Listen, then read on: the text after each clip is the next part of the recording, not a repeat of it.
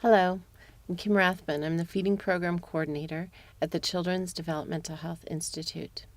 I've been an occupational therapist working with families with special needs children since 1988. My clinical work with children has been to build off a child's strengths and to facilitate development and increase skills in their challenge areas. In order to support the child to be as functional as possible with all of their everyday activities, including eating a nutritionally based variety of food needed for growth, development, and learning.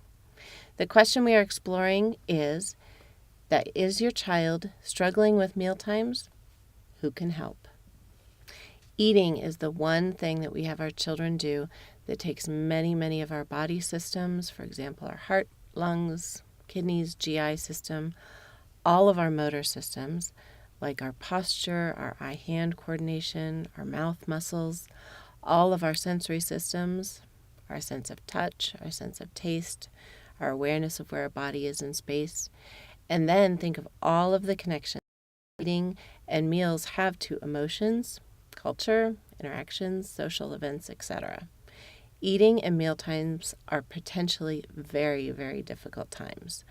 If your child has a challenge in any of these areas, it could impact their tolerance, performance, progression, or success at mealtimes or with eating.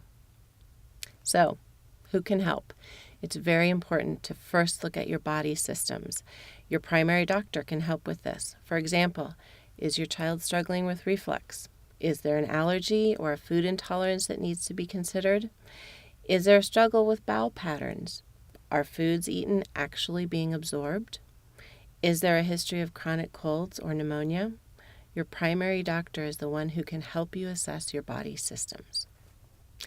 It is also important to look at skills a child needs in order to be a successful feeder. A speech pathologist and/or an occupational therapist who has additional training, education, experience with feeding can help you with this. For example, are they coordinating everything to drink liquids or eat different textures of food? Is there coughing, choking, gagging during eating?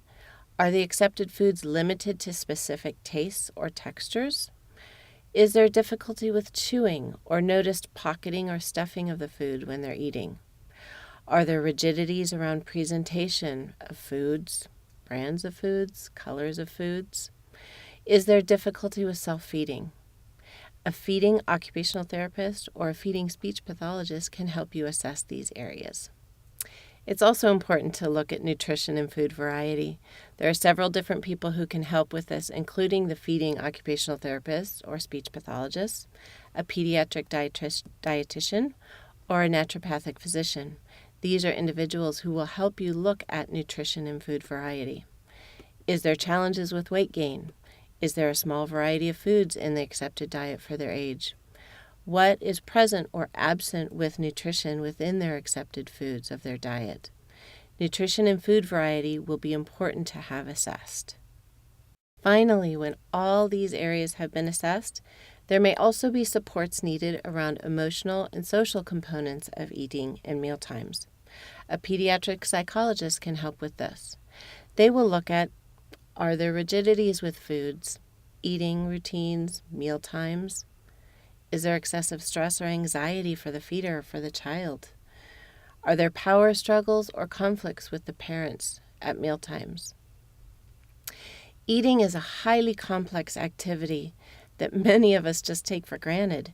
Next time you eat, I want you to think about all these systems and what they're doing without you having to even think about it, and what other things you're able to do at the exact same time you're eating.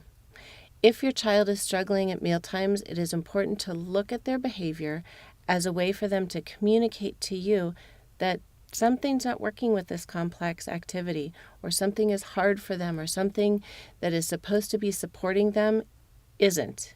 And so that's why they're struggling around being a successful eater. There are people who can help your child eat a nutritionally based variety of food that they need in order to grow, develop, and learn.